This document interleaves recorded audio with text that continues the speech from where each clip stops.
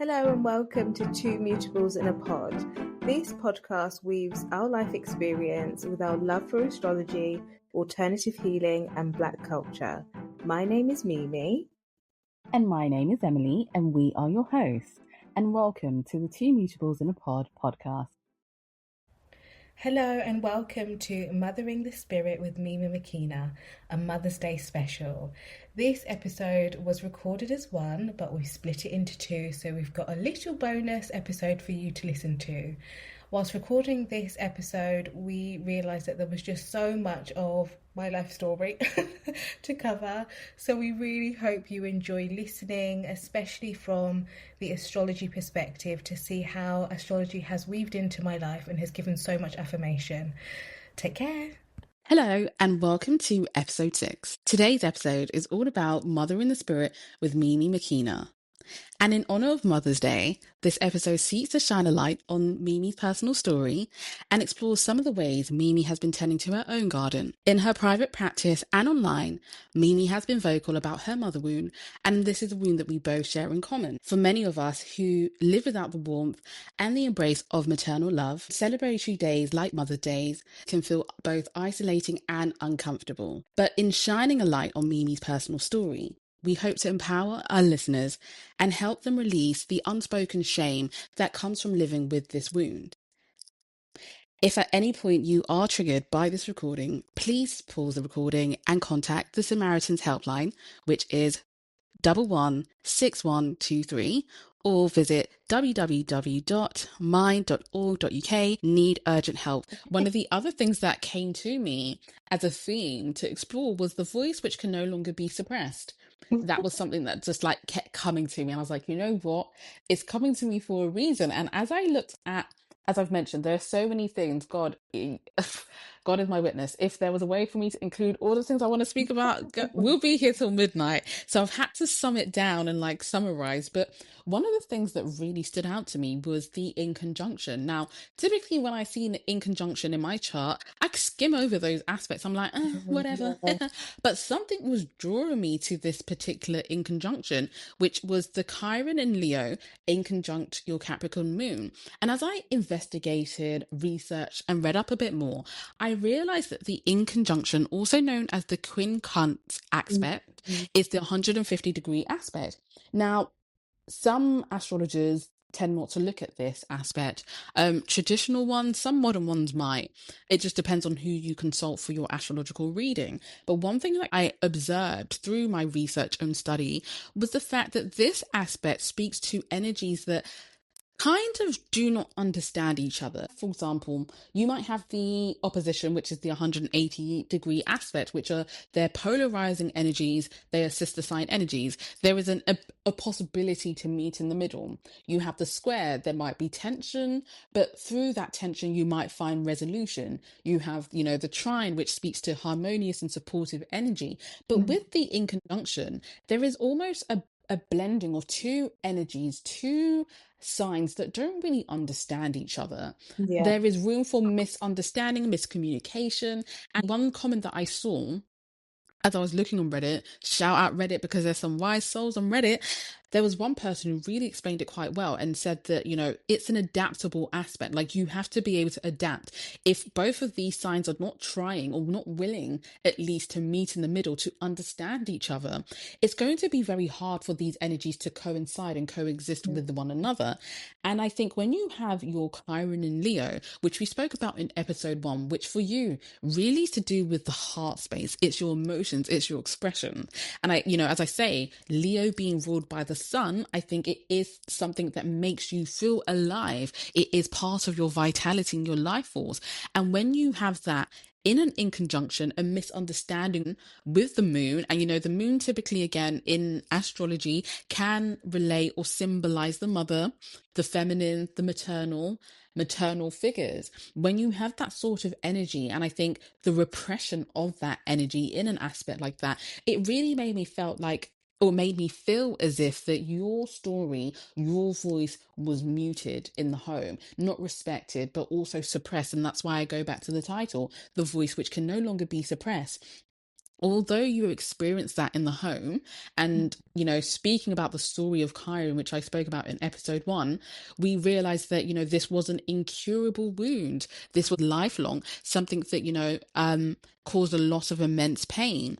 However, it's something that you, as a result of your own personal experiences, whether it's in your your one-to-one sessions with your clients, whether it's in the service work that you understand how it feels not to be heard. You understand how it feels not to be seen. You understand how it feels not to be embraced. And I think when you have the in conjunction with the moon, which is, you needing to be supported, your emotional needs being met, what makes you feel safe and secure, and you have that in conflict, it's very hard for you to feel that the maternal energy embraces you or shows you support and nurture.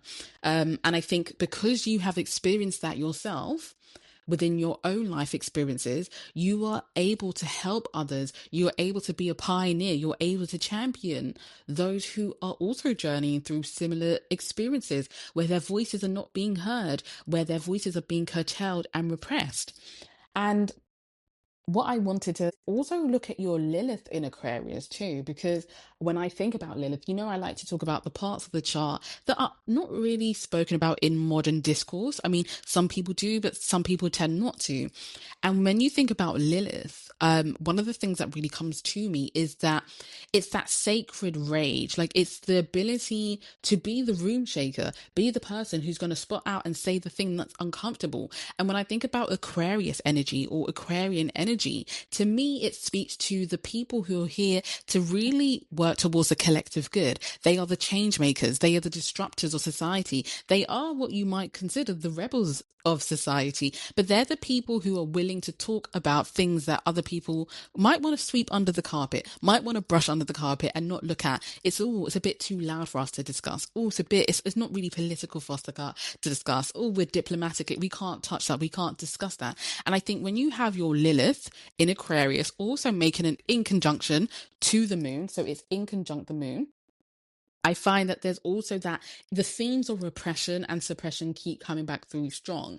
It's like the things that that are not right, the things that you're willing to stand up to, the voice that you have to stand and pioneer for things that need to be changed, whether it's inequality in the home, whether it's inequality of treatment, whether it's preferential, indifferent treatment, things that you have noticed and you're willing to call out are being cut, suppressed and repressed by maternal energy. And I don't know if that's something that you have experienced or something that you can see and feel and resonate within your own life and experiences. I would love to hear if that's something that you have, you can relate to. Definitely, I think like repression and suppression was a theme of my childhood and growing up. But I think it was quite challenging for me to find my feet when it came to my voice inside of the place and inside of the environment that was actively suppressing me. And I only found my way when I was out of that environment. And even up until this point, I think I had struggled with that, hence why I've had periods of no contact with my mum, because sometimes there is no, it feels like it's so hard to overcome that wound. Um, Hmm. and it can almost feel easier to just not fight that and figure out where I am heard, figure out where I am seen. Although last time, it's in the last encounter with my mum, it was the opposite of that. I was very expressive and stood my ground. However, it was a Yes. challenge for me to do that because the only thing that kind of motivated me and what lit the fire of doing that was because it involved my child. And I was able to prioritize, we ain't passing that to my son.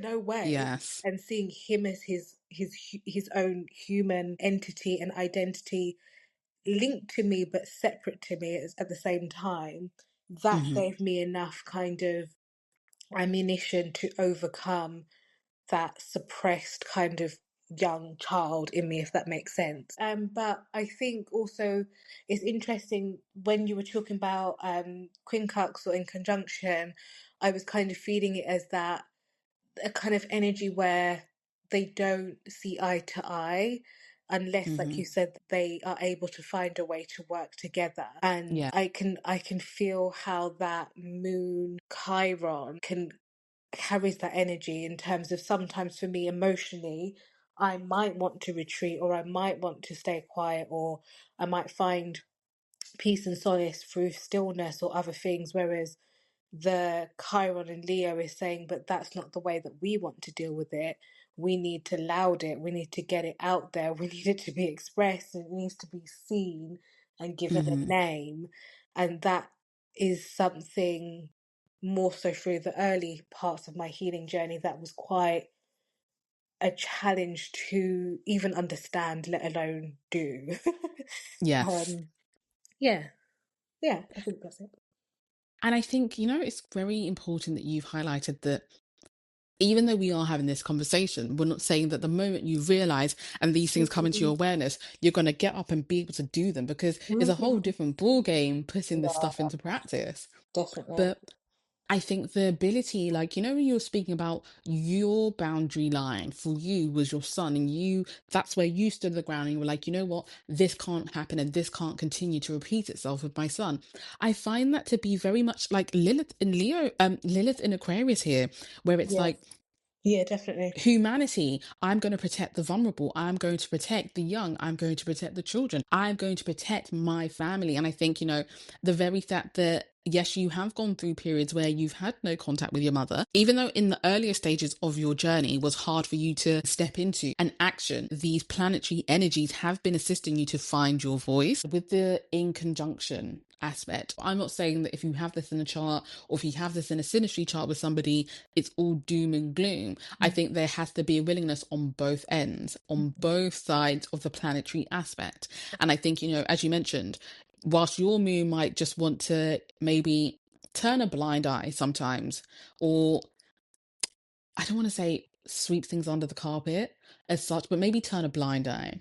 Your Chiron and Leo is like, no, like we need to put a name to this. We need to address this. We need to call this out. We need to boldly stand outright Yeah. for ourselves. And I think that's such a powerful way of you reclaiming your voice, a voice that you spent pretty much a lot of your life being suppressed and retained. So, and the question that I have, which is, I feel like your Lilith and Aquarius might answer this. I have a feeling like it will. But my question to you is, have you ever been made to feel guilty, ashamed, or labeled as a problem maker for having a dysfunctional relationship with your mother?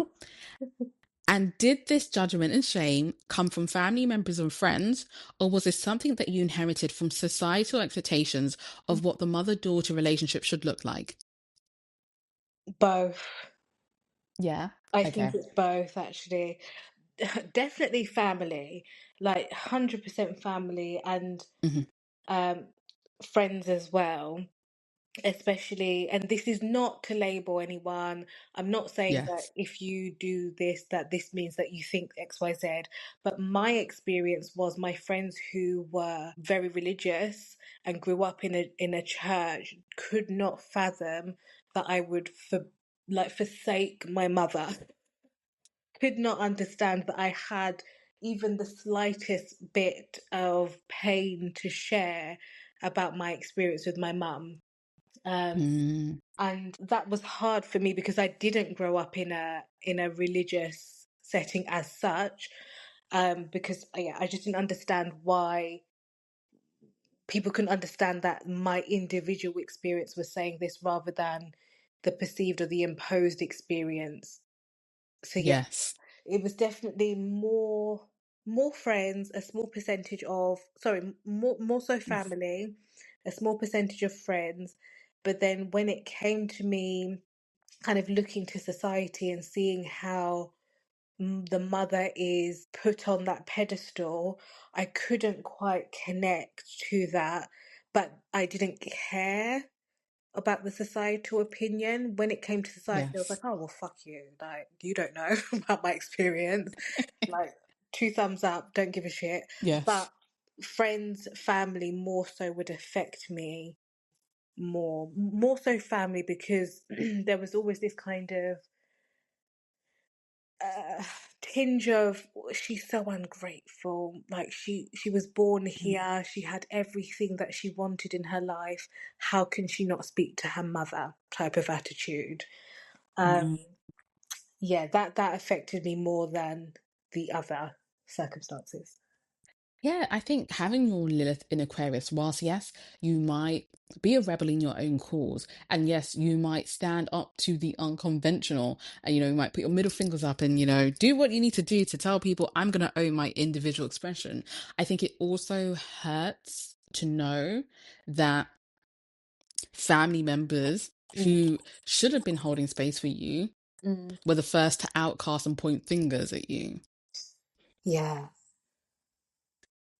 And, it goes back to I think knowing where you are right now and knowing how you have cultivated and created your own family, your bubble of what makes you happy and people who see and support you. Mm, I think that combined with the comments from family members, but also religious institutions, how mm. they indoctrinate people to feel that, as you mentioned, certain biological parents, aka mothers, and we see it across the courts. We see it in the justices, and that they're granted this pedestal or extra grace. Yeah. But in fact, some people are being terrorized by their mothers. Some people are actually going through trauma and heartbreak as a result of their mothers. And I think, like you said, that pedestal and people not being able to understand your experience because they can't step outside of the institutions of what has indoctrinated their mind, I think is, yeah, when I know obviously dysfunction meeting dysfunction is, some people might argue is not great, but when you told me, I was like, hell no. And not even in a disrespectful way, but I was like, fuck that shit, because you have been through the worst. And, I know that it's sometimes we often say this, look, because we have had to endure dysfunction, Mhm, sometimes to the ordinary person, like when they hear it, they're like, damn, that this is a lot. But mhm, I just know that I couldn't in my soul, my body, and my spirit be like, yeah, no, mhm. put this person on a pedestal, knowing that You're right. they, as you said, mastermind most of their actions. And there's a lot of mens rea, like a lot of premeditation that goes into their Yeah. action, what they say and how they say it. Yeah. Real, for real, for real. I will say though, something that you just Hmm. mentioned about the family part. Um, Yes. I'm going to backtrack to when we're talking about secrets. I do hold a double standard that I will keep secrets from my family, as in the people Hmm. who raised me, the generation above me, those that never safeguarded me. I will hold secrets when it comes to protecting my family that I'm growing.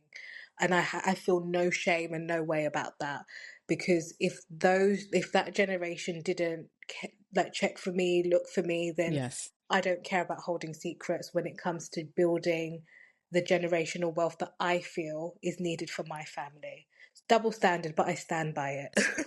Listen, and you owe it to yourself.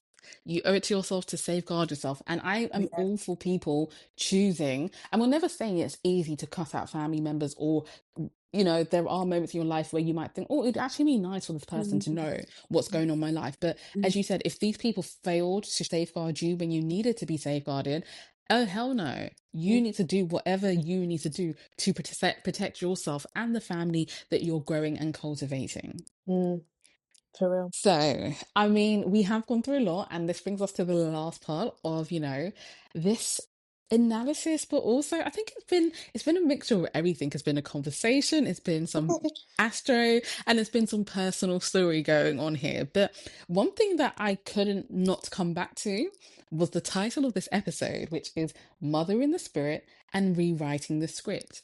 And Mm, I think one thing that I've always been in awe of, admiration, and I really respect is the transparency, but also the vulnerability about your story, about this wound that you carry.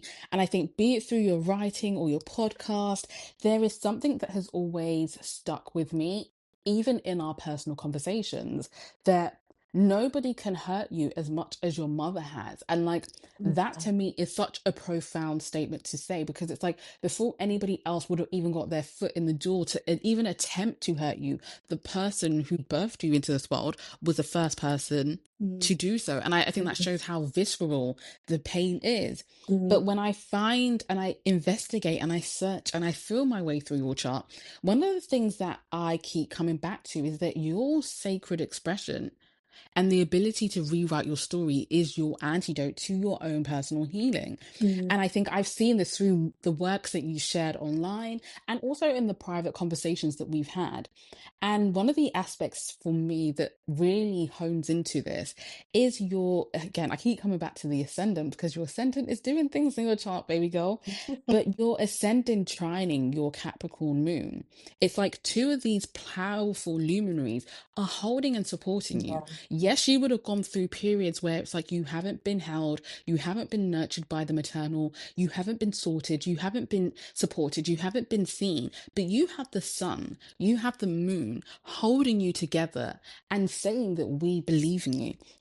I think despite that lack of nurture and embrace and warmth, you are being shown that you are supported to choose the path that makes you feel whole, whether that's creativity, whether that's cultivating your wildest thoughts and your wildest expression. And I think the biggest thing for me here when I think about this aspect is what liberates your soul, sorry. And when I think about the whole concept of mother in the spirit, in as much as you're liberating others, you are liberating yourself and you are rewriting your own story. And I think having the moon in such a harmonious aspect provides for the groundedness, provides for the ability of foresight to see that my long-term vision will come into fruition. But again, because your moon is ruled by Saturn, Mm. you need to allow the time for Saturn to mature and bless you with its beauty. And this is not to say that you're not going to go through hardship and pain. This is not to say that you haven't gone through the tests of time in life. But Mm. I think having such a stable moon supporting your ascendant shows that we are supporting you, we are holding you, and we are nurturing you. And I think also, when I think I've spoken about this quite a lot, but when I look back to your chart ruler, your luminary of significance, the sun, this is supported by Neptune and Jupiter. And I think having these two, whether it's the traditional, whether you use the modern ruler, I think both of them have their unique gifts and powers. And I think one thing that I had to note down was that Neptune allows for the medicine to heal you, the quest for enlightenment to free you.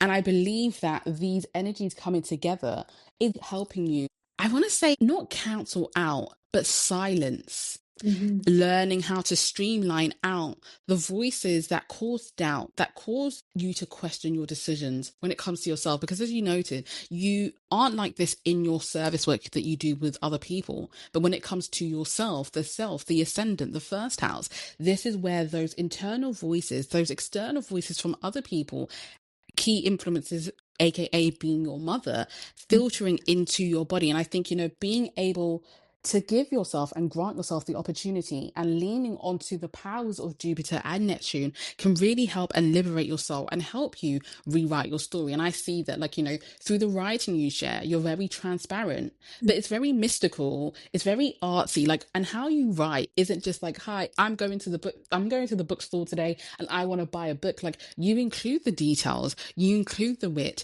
you include the sarcasm, you include the self-evaluation. And I think that to me speaks to Neptunian energy as well. And that being, a ruler of your sun in the eighth house as a Pisces sun. And I think you should embrace that. Mm. The next part, sorry, did you want to say something? No. No, yeah, okay. The next part that I wanted to speak about as well, I'm going to touch on the concept of life and death when I get to your son, but another aspect that spoke about you being nurtured again. Because when you're a mother in the spirit, I can see like a water, when you've got a plant and you've got, is it a can that you use, a watering can to water the Yeah. plant? That's how I visualize the mother in the spirit. You're nurturing and pouring in to your spirit. And in the other episode, when we spoke about the power of advocacy, I spoke about the fact that you could be planting a seed and you might not see the process, the biological process that's going on behind the scene, but you nurturing your spirit, having your natal Jupiter in Virgo at 9 degrees, trining your Capricorn moon. To me, this speaks about how you are using your wisdom, your lived experiences to heal yourself. And I think I've always been fascinated about the fact that you were able to heal your womb. Mm, through the work that you've done and mm, how your ancestors took you on a journey, an initiation, a training to bring about restoration and equilibrium. And as we spoke about, the body keeps the score. Yes, you might have gone through traumatic experiences. Yes, you might have had to endure painful experiences as a result of the home, as a result of your foundation. But through healing, through acquiring this wisdom, and again, the ninth degree is a Sagittarius degree. This is all about putting your quest for search, the quest for liberation, the quest for freedom, the quest for exploration and discovery into your own personal truth. And I think having that cultural twist to how you acquire this information is what defines the healing work that you do. And going back to episode 1, because I always like to interlink these episodes, when you think about the story of Chiron and how Chiron eventually ended up in the constellations as a fixed star, as the sign Sagittarius, ruled by Jupiter, there's almost always going to be this theme of chironic, is that a word that I can use? Chironic yeah. themes that intertwine into your story. And I think it's not to say that, you're never going to have a life that isn't free from trials or tribulations. However, how you turn those experiences and those trials and tribulations into healing lessons is what makes the difference. And I think that is something that I find quite interesting with the Jupiter trining your moon, that the moon is here and it's ready to embrace you. It's ready to embrace the lived experiences that you've had. It's ready to embrace the wisdom that you are here to disseminate and share with others, not only to heal them but to also heal yourself. Because I think whilst you are here to share this knowledge and information, in many, many ways behind the scenes where people can't see and they might not know, you are healing yourself. And I think that's Mm, always important to remember and, embrace that in as much as you are here to do service work, the service work that you do is healing for you too. mm, And that is how I really visualize your Jupiter trining your Capricorn moon. And that's how the aspect spoke to me, that it's a combination of wisdom and nurturing oneself. And mm, that's why I spoke about the plant and the water can. I spoke about the germination process that happens behind the scene. And I think, even with you healing your womb, yes, you might have done some of this in the public space, but a lot of this might have had to happen in the private space. yeah. Earlier on in your conversation, you mentioned one thing, that before you even got to the stage where you were sharing this information from a cultural and ancestral lens, you had to practice what you were doing. You had to Mhm, practice what you were preaching behind the scenes. And I think that is why I call you the wise healer, the teacher, the custodian of sacred knowledge. Because I think you're willing to do the work behind the scenes. You are willing to walk the path. And I think, the moon as well can also speak to fertility. I think people use this in traditional religions. People use the moon, they use the ordinances to regulate their feminine cycles, their sacred cycles. And they use this as well to regulate the intuition. And I think that's one thing that you have the gift of foresight, the gift of intuition, and having that harmonious aspect between Jupiter and the moon also can heighten that intuition. It can also help you be grounded in times of anguish, in times of confusion. I feel like there is a need for you to lean into the inner wisdom that exists within to definitely. help bring you emotional balance and fulfillment. So, last but not least, like, I have been excited to talk about this because I think this, I spoke about this with you sometime in 2024, I think, but I spoke about it from a different lens. And this is your sun in Pisces in the eighth house, in Right. an opposition to your Jupiter and Virgo in the second house.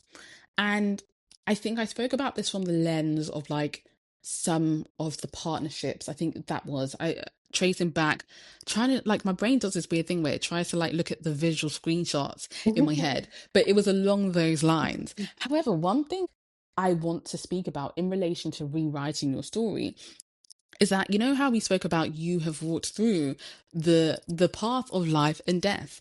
I think this polarizing energy between your sun in Pisces and your Jupiter in Virgo being opposition energies, these are sister sign energies. I think it speaks about the extremities of life that you have walked and have visited, having to face your own demons, becoming your own liberator and healer. I think the polarity between this opposition really speaks to the fact that you are here to walk the walk and experience the first-hand experiences so that you can be the healer, the guide, the wisdom teacher who has walked that path. And I'm not going to glamorize the intensity that can accompany this opposition between your sun and your Jupiter placements being in the second and the eighth house. This can mean that you can literally go from being up to having, not having resources. Yeah. But then when you are working with patients, clients, and people who you're healing, you're able to understand the extremities of poverty and having stability. Mm. You're able to understand the life of living in between and waiting in the meantime whilst things come into fruition. And I think there is also a walking between the physical and the material world, the metaphysical and the world that we exist in the, the physical world, and having the intensity of those experiences, but using that to transform and help other people whilst you're transforming yourself. And I think one thing that I can say that came through very strong as I round this up was just more so about the fact that this opposition energy, Jupiter wanting to have like the mercurial data, and Pisces wanting to just go with the flow because it believes that in some way, in some shape or form, it's going to work out in the end. And Mm. I want you to know from this aspect, one of the things that kept coming through strong is this owning and acknowledging the path that you need to take, even if it is multiple various things that you need to do in order to get there, because your sun, both of these energies are ruled by the mutable. In its modality, they are mutable. So they're forever changing, forever adaptable, forever moving. And I think that you don't need to be tied down and fixed to one position. And I think, you even talking about the fact that you have come to an understanding and awareness that you won't necessarily pursue the psychotherapist route because you are already doing that, and owning that with pride and hearing you speak with so much conviction. He speaks to the fact that sometimes you need to walk the walk and sometimes you need to get lost in the path in order for you to understand that all along you were doing the very things that you were searching for externally. So I feel that, if there's anything that you're going to take away from this aspect in your chart, is that you are here to walk the lived experience. And yes, you will go through the trials and the extremities of the opposition angle between your Jupiter in Virgo and your Sun in Pisces. Being the second house, the things that help us keep stable, our livelihoods, and the eighth house, shared resources, the unseen, the realms that deal with the psyche, and also I think the realms that deal with the afterlife, death, mortality, and the things that we've been speaking about, but also ancestry. And I think one of the things that I just want to you know, hone in on and end this topic on is the very fact that these are the tools that you've been equipped with to rewrite your own story. And I am proud as a friend and also as a supporter and a listener. It's just that to hear you own that, what, I am doing this work already, and Mm. acknowledging that and not feeling that you need to go and pursue a whole entirely different path because you have been on that path already. I think this is confirmation of that Sun Jupiter opposition between your second and seventh house Mm. in that mutable sign. Definitely. I'd also add for anyone, if anyone else is listening who also has their Jupiter retrograde, which I think 50% of the people will in this life because Jupiter's retrograde for half of the year. So Mhm. it is a majority thing. Well, not majority, but it's common that it's also important to note that you don't have to pursue the traditional routes in the ways that it might be prescribed to you by society, prescribed to you by family. Obviously, it depends on the house, depends on the sign. But something that I've gotten to know with Jupiter retrograde is that walking the talk comes from time, comes from experience, but that knowledge is what is birthed from that place, and that's very much an internal thing. It's not something that can be taught or can be learned through traditional routes, if that makes sense. And a part of, Yes. I think, Jupiter retrograde's path is coming to acceptance of knowledge is birthed from within. But yeah, I definitely have experienced the extremities of that second house, eighth house opposition Hmm. in terms of life, into even like physical experiences, financial resource experiences, as you mentioned, Hmm. relationship experiences. Things can feel very extreme. Yeah, very I mean, true. you know how you're speaking about relation. So I'm going to go to two things because two things spurred in my mind. But you speaking about relational experiences and the word intimacy came up as well. And it's not necessarily just about sexual intimacy, but also, you know, how you spoke about with certain friends not feeling comfortable around, you know, the vulnerability and the intimacy of getting to know each other beyond the surface and looking at the emotions and the core. I think these can also speak to some of the extremities that or themes that you might experience in your life. But 100%, like you are right with the retrograde placement, it might seem like you're not doing anything, or it might seem that you don't know what you're doing Yeah, because internally, that's where all the real work is happening. That's where all yeah, the downloads are happening. That's where the information is being acquired and the knowledge and the absolutely. wisdom. And you are searching, you're filtering. And I think Jupiter, to some extent, is some sort of a filtration system too, because in that quest for informational knowledge or the discovery of what keeps your soul burning and what sets your soul on fire, you're having to explore the different pursuits. And when that's happening inwardly and not outwardly, society might make you feel that you're stagnant, you don't know what you're doing, and you're confused. And hell, right, you might be confused because, again, the retrograde movement in the chart requires you to do a lot of retrospection and turn inward. But as Mimi has mentioned, let it not be mistaken that your path requires you to live through that experience for also highlighting that. To round up this part of the analysis, before we get to the hot seat question, I'd like to know, how does it feel to know that you've been granted the opportunity to rewrite your own story, not once, but twice through the journey of motherhood, and define what parenting looks like for you and your family, even on the hard days? Do you know what? It's. Oh, that's a big question because Emily touched on healing the womb, and for many years slash 2 decades, I didn't think having children would be a possibility because of like what was happening within my womb space. Mm, So, and this was something that I feared, but on a very deep spiritual level of not becoming a mother. And it's only in a spiritual sense that I gain solace from visitations from a child reassuring me that it would happen. However, the physical affirmation, the physical validation of then becoming a mum for the first time through, in my head, miraculous circumstances, and then the second time around, again, through miraculous circumstances, I feel like it's my duty and it's an absolute privilege to be able to be an usher and a guide for these souls. And I take that responsibility very, very seriously in the sense of like growing up, I always used to remember, like, I have this memory of me being in bed. I wouldn't have been like maybe like 12, 13, maybe, hmm and just having this very distinct thought, and it became like a mantra of you will not become your mother, you will not become your mother. And I live by that principle, and it's so, maybe to some people that might be really a kind of warped or negative way of living or existing, but for me that's what kind of keeps me in check. And if I mm, notice anything that I feel is even in the same ballpark as a behavioral pattern or an expressive pattern of my mum, I will check myself and I will very much like pedal back and then try to undo that as quickly as possible.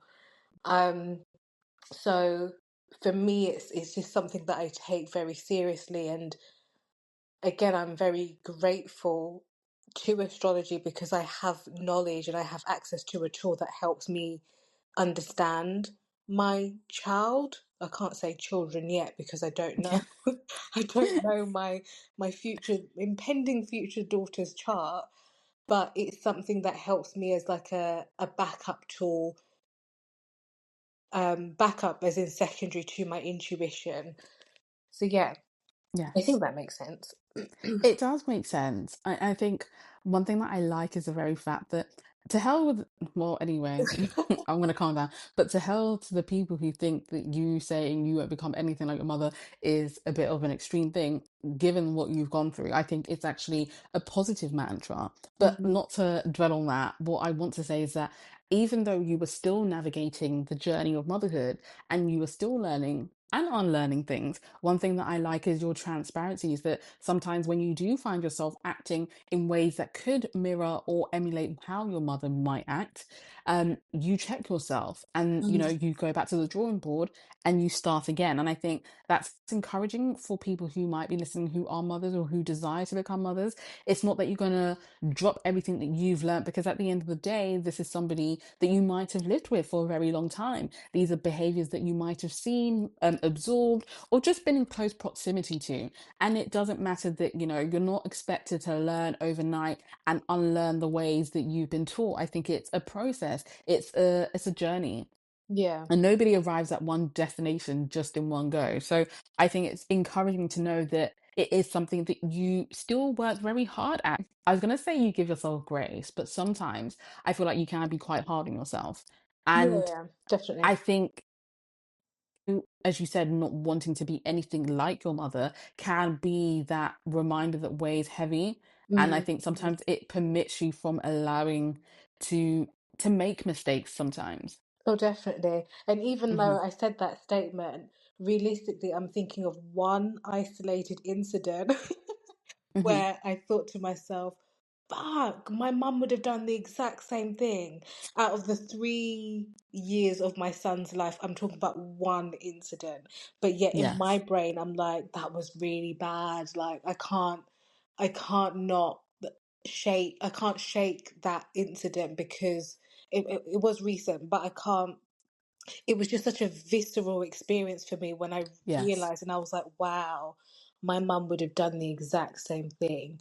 And but what was different was what I did after that to repair the situation with my son. So for anyone who might be listening who is a parent, for me, like, parenting is that constant holding yourself accountable and that constant self reflection with everything that you do. And not to scrutinize or to, like, be harsh on yourself, but just to check it so that you know that even if you witness or observe something, you can still do something about that. You can still repair from that point. It doesn't have to end from the point of harm. Like, you can extend that experience so that it's not a lasting memory for both of you, because yes, your child is growing up, but that is also your parenting experience that needs to grow as well. So I think grace is something that I'm having to learn as a parent, Mhm. and I'm probably going to be tested even more so when it comes to going from one to two children. But yeah, being be is hard when you have experienced life as you being your number one critic, because you have experienced your mum being your biggest critic. If that makes sense. Yeah, yeah, You did drop some gems here. Like, you're not just parenting a child, your parenting must grow to reflect that. And I think yeah. that's where a lot of our parents and their parents probably didn't meet the mark when it came to that school of Mm, thought. And I think mm.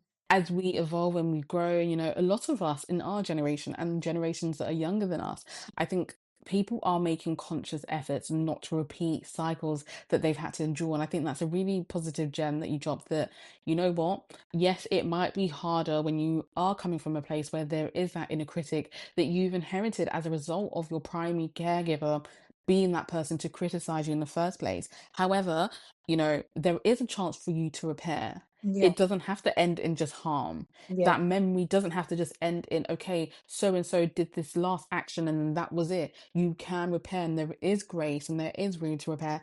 And also, as your child grows, so does your parenting grow. And I think, Mm-mm. these are things that I feel like I can even take on, even though I'm not a parent. There is a chance to repair the harm. So Yeah. thank you for sharing that. Mm. Yeah.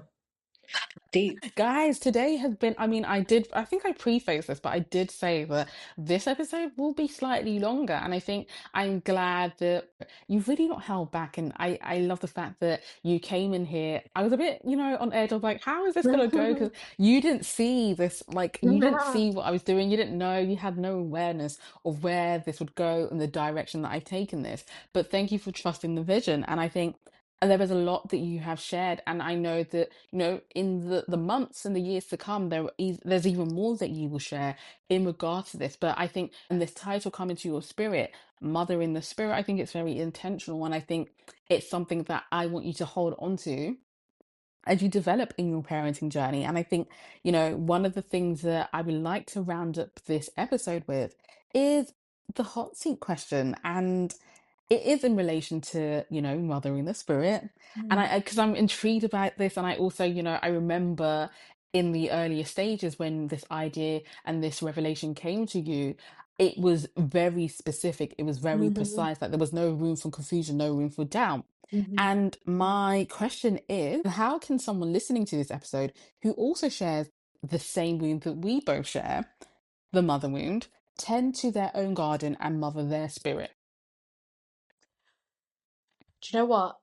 I Hmm. recently wrote a piece for the shop that I work in, and Yes. I didn't realize, obviously, at the time that this was being downloaded through to me as a reflection of where I'm currently at. And what I spoke about in this article is, I can't even remember, but basically, how I mother my spirit currently is by respecting my own spiritual codes, the codes that I have signed up to do in this lifetime. I choose to respect that. And part of respecting that code is walking the path that is unfamiliar. It's choosing things that feel good for me and feel aligned for me, irrespective of how that looks, irrespective of what my bank account says, irrespective of the judgment, the thoughts, the perspectives, the opinions of other people, but especially those of my family, and even more so that of my mum. So I think this last, I'm going to say maybe year or so, has Hmm. pushed me to a point of get to know what code you incarnated here with, and get to a point where you understand that if you disobey that code, that's on you. And all of the external hardship that I feel like I'm experiencing is because I'm out of alignment with my own personal code. So, right now in this season, Mothering the Spirit is honoring my code and being unshakable with it. Sorry. Guys, my mouth is wide open, man. Hey! Sorry. Oh my gosh. Wow. So, yeah, the profound, profound statements of fact. Like, I think I need a moment to pause. 1 second, guys. Huh? It's complex. And you know why it's complex? It's because we all have different codes. Like, Mm, and when I was writing this, I realized, or maybe I gave language to, my code is creativity, and my code is my sense of spirituality. That's it. Anything else that I'm trying to achieve is beyond that and is outside of my code. And creativity and spirituality weaves into my service, and it weaves into my children. If I'm not prioritizing both of those things within my parenting journey, unfortunately, I'm failing. Like, if we aren't being creative and expressive, and thank God, like, this suits my son's moon sign to have yes. that. If we aren't doing those things, then we're on the ropes, man. We are on the edge. So, like, these Wow. codes, they fit into the people, they should fit into the people that are destined and aligned for your life as well. So, again, that can be a reflection of whether you're in alignment with your code or not. And I'm not talking about all these kind of esoteric and kind of, I don't know, golden codes and indigo codes or whatever. I'm talking about what your soul has chosen to do in this lifetime. It's so simple. Sorry, you made me laugh with these indigo codes because boy, oh boy, do we see them on social media a lot. But I think, you just summing it down. And you know what? Like you said, I think this is the path of the sun Jupiter opposition, but also other areas of your chart, but mainly going back to this aspect. Like you can walk around the universe and find all these colorful words to color and decorate what your soul codes are. But Yeah, you've had to come to this realization that for you, it's spirituality and creativity, and nothing less, nothing more. yeah, And anything else, is sometimes we might use, I don't want to say words, but what's the word? When you're just filling voids to yeah. actually prevent yourself from addressing the real thing that you need to address. I don't know if that, yeah, abstract thing makes sense, but that is kind of how I see it. And for you to sum it down to that and know that in your spirit, it's these two. And even in my parenting journey, this is what this needs to reflect. Big up yourself. Mm. Big up yourself. And don't get me wrong, there are human things that we need to tend to and look after, but Hmm. like for me, and I still have moments of this, please don't get me wrong, when I'm chasing the code of safety, stability, and security, that's not in alignment with creativity and spirituality. However, following the code of spirituality and creativity will lead me to safety, stability, and security, but I was looking at it wrong. I was viewing it out of the lens of my code. Therefore, I was chasing it from the bottom up. Wrong way. Well, top up, top down, whatever. Wow, I'm just in awe. Yeah. Yeah, wow. I think you've dropped. I'm gonna need a moment to I think I might have to re-listen to this part in order for me to respond. But I think my best response is just absorbing in silence because you really have floored me. I was Wow. floored when it was written. That's like perspective. These are the things that can shift your perspective. Like, Mm. when people say I took a flight and my whole perception changed, like, yeah, you took us. And this is what I mean by this Jupiterian energy. Like it lives, breathes, speaks within you. But at the end of the day, like you needed to come back to those 2 points in Yeah. order to achieve the stability, in order to achieve the desires that you have. So, guys, if you are interested in mothering your spirit, I was going to say something funny and satirical. No, you do not need to pay any code. You No. don't need to pay in order to subscribe to get this information. What we want you to do is to take on board what Mimi has said. Take a minute to pause the recording because I'm going to do this myself and ask myself what my codes are. Because right now I'm still trying to process these gems that were dropped. But I hope that this advice that Mimi has shared from her own personal experience and the wisdom of Jupiter, the stars, and beyond, and Mercury too, really bless you as you listen to this episode. And I just can't thank you enough for having the openness and the transparency and the vulnerability to speak about things that are really personal and deep to you. And I think a lot of us can relate in some shape, form, or the other to some of the experiences that you've shared in this episode today. Thank you. This was crazy. This was a ride. This was It has been a ride. It truly, has. truly insane. What I think we will do is we'll link the post that I was talking about because I think reading it might land. Yes, I think that would be a good idea. What I will do is, to listeners listening in, we will attach the link to the post in the description bio. Yeah, you know what I mean. And then you can go ahead and read that as well in case like you need to read or process what Mimi has shared in your own time. Hmm.